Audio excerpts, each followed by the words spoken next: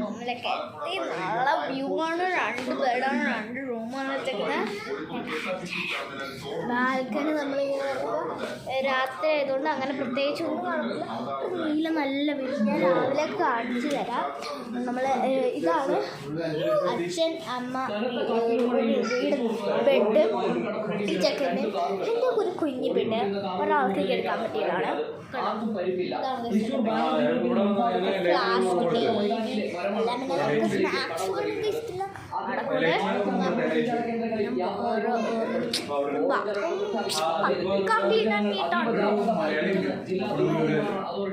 നോക്കിക്കോളും.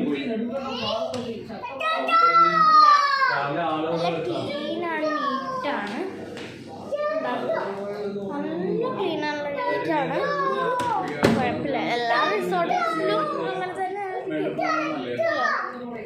കണക്ട് ചെയ്യട്ടെ. ഇവിടെ ഒരു അലമാരയുണ്ട്. ഇതാണ് ഒരു കണ്ണാടിയൊക്കെ ഇട്ടിട്ടു. വെള്ള ഷർട്ട്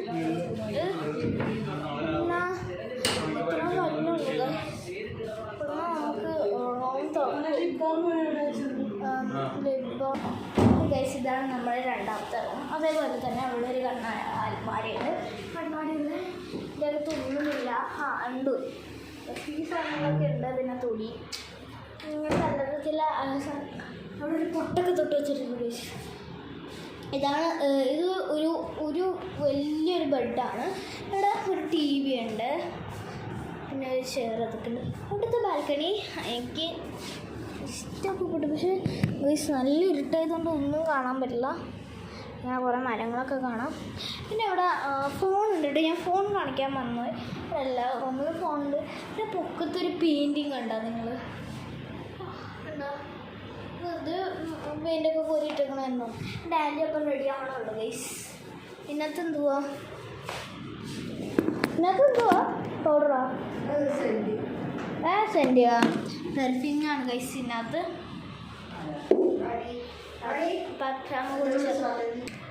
ഞാൻ ഇതിനകത്ത് കുറച്ച് സാധനങ്ങളൊക്കെ കാണിക്കാൻ പോയിട്ടുണ്ട്. ഇവിടെ ഞാൻ ഫോൺ കാണിച്ചു. പിന്നെ പൊക്കത്ത് അതേപോലെ ഒരു പെയിൻറ്റിങ് ഉണ്ട്. പിന്നെ ഇവിടെ ഒരു ഡ്രോയർ ഉണ്ട് ഗൈസ്. അപ്പോൾ ഗൈസ് ഇത്ര ഉള്ളൂ ഹോംസ്റ്റോറ്. നമ്മൾ അമ്പലത്തിലൊന്നും വീഡിയോ എടുക്കാൻ പറ്റില്ല.